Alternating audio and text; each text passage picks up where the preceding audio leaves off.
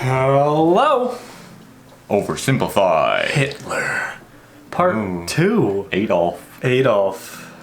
The biggest freak of them all. Big freak. Adolf, Part 2, Oversimplified. We reacted to Part 1 back like a week ago probably.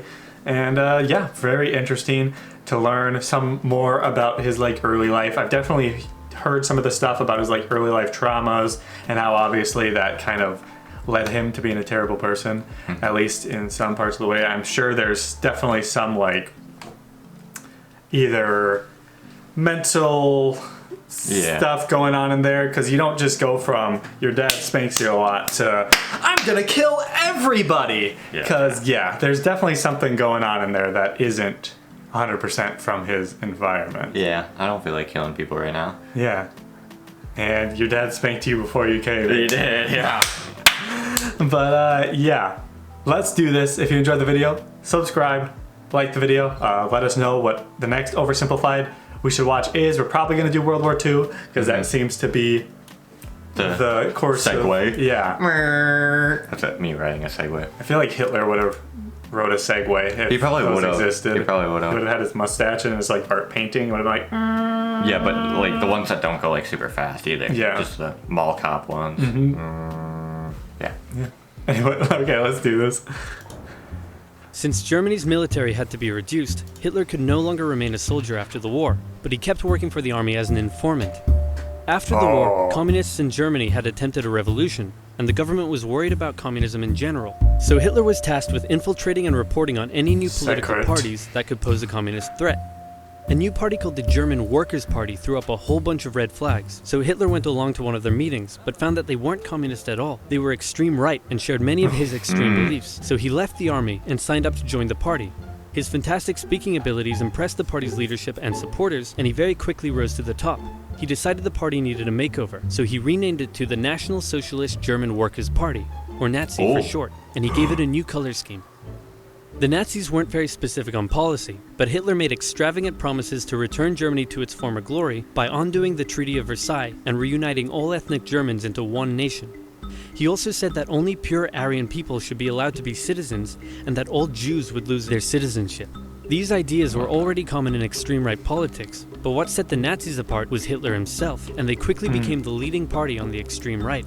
Many of the political parties in Germany at the time had paramilitary wings, and the Nazis were no different. Hitler set up the very descriptive Whole Protection Detachment, later changed to the very delightful Gymnastic and Sports Division, and finally settling on the ominous Storm Detachment, or SA for short.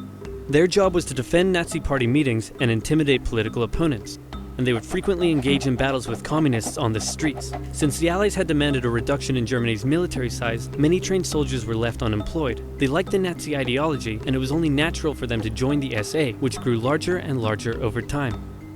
The new democratic government that formed after World War I was pretty weak and ineffective. In order to pay reparations to the Allies, it started printing more money. The problem is that printing money doesn't actually give a country more money, it just makes money less valuable. So as the country printed more and more money, it became worth less and less, and the currency crashed. In 1919, $1 US was worth about 4 German marks. By December 1923, $1 US was equal to 4.2 trillion marks. Oh my The price of bread gosh. rose to 200 billion marks. Banknotes became worthless. Unsurprisingly, in such an economic crisis, Germany struggled to pay the Allies. The French were pissed about this, so they occupied the Ruhr, an area full of factories, and took the economic output from the area as payment. They treated the German civilians badly, and in total, approximately 130 Germans were killed during the occupation. Germans were furious, and Hitler and the Nazis thought that now would be a great time to lead a revolution. In November 1923, inspired by something a certain bold Italian man did a year earlier, Hitler stormed a meeting at a beer hall and called for an uprising against the government. With his supporters, he marched on the streets of Munich, hoping the police would join his side. They did not. Nope. Hitler was put on trial for treason. He could have been sentenced to life, but the right-wing judges thought he was a pretty cool guy. Hitler knew the judges and knew that they would be lenient, so he took the opportunity to make impassioned speeches during the trial. And in the end, he was sentenced to just 5 years in prison, of which he only served 9 months. And when I say prison, it was more like a pleasant hotel stay where he had plenty of time to write a book. The whole affair was covered by the media nationwide, and it made Hitler famous. Hitler and his extreme message were now known throughout Germany. But the everyday Germans still didn't care much for him. In the 1928 election, the Nazis only won about 2% of the vote. Many were still intimidated by all the violence and the shouting and how unpolitician-like he was. But a new economic crisis would change all of that. He's very politician-like. Look at that guy. He looks like the person who would say, "You wanna tussle?" What? Hey, see? Yeah, even though I don't know how he got this accent all of a sudden, but Hey, you wanna see? tussle? You want some of this, huh? Yeah, these hands, they're waiting for you. Look at that. So angry. He is You angry. can see it in his eyebrows.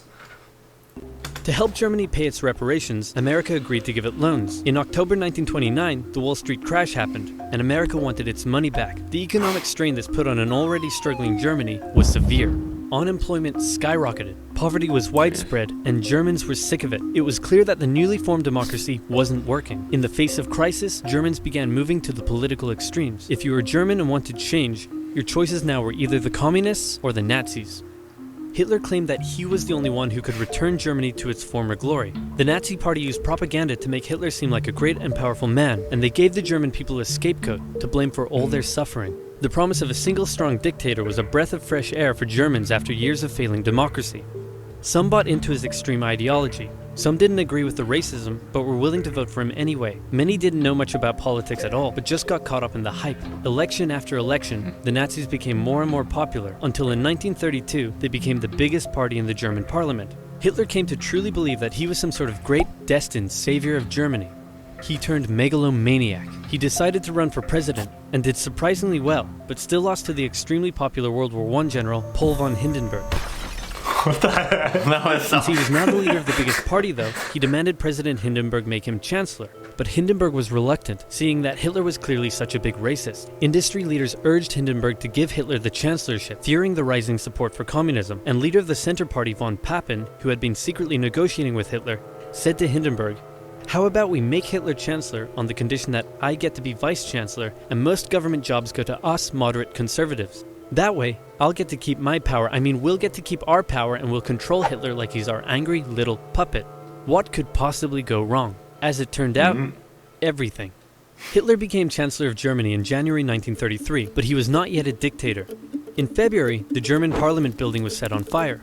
Historians still aren't sure who did it, and many suspect the Nazis did it themselves, but Hitler blamed the communists, and he convinced President Hindenburg to sign an emergency decree allowing him to imprison all communists and other political opponents. Communists and others were sent off to the first concentration camp in Dachau.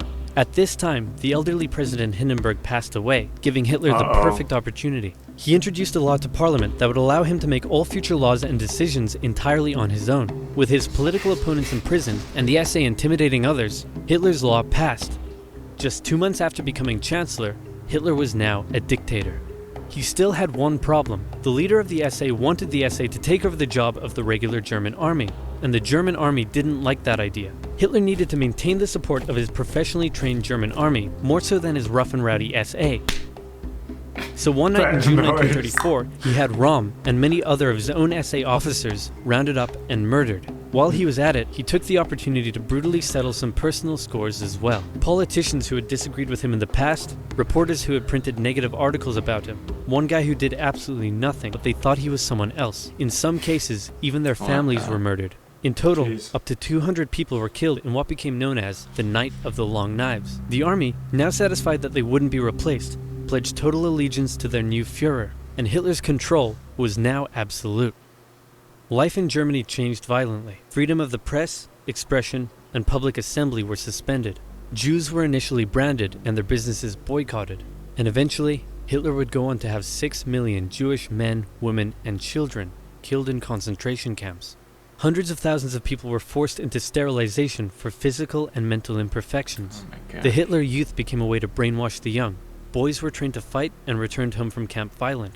Girls were told their purpose was to have many pure Aryan children, and they would sometimes return from camp pregnant. When their parents were understandably horrified, their children would threaten to turn them over to the Gestapo for standing in the way of Germany's greatness. The standard greeting changed, and you could be sent to a concentration camp for not using it. This way, it seemed like everyone was a Nazi supporter. If you dared oppose Hitler or speak out against him in any way, you also would be sent to a concentration camp. German nationalism captivated the young Adolf.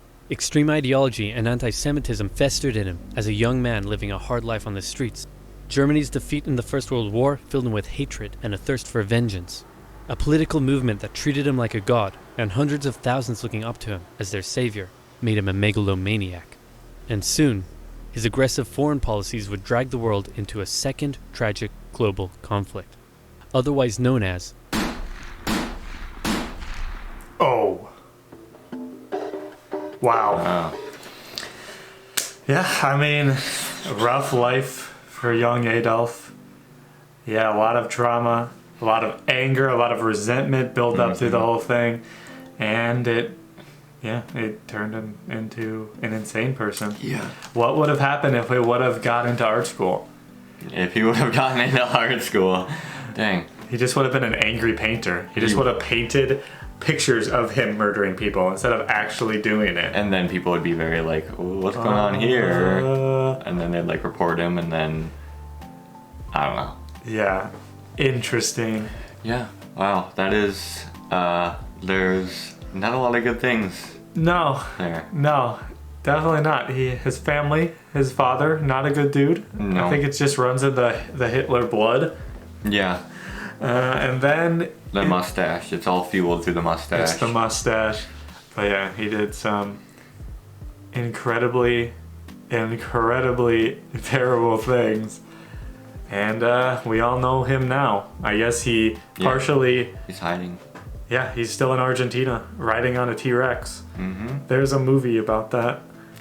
I remember seeing a trailer for it. Hitler comes out on a T-Rex. What the nuts? I don't remember what it's called. Dang it. But thanks for watching, everybody. Hopefully you enjoyed. More Oversimplified coming soon. Like we said, I really like these. Really like the way they're structured and they're funny and everything. And it's nice and simple. Oversimplified, you know? It's over simple. Mm-hmm. 5. See you later. Bye.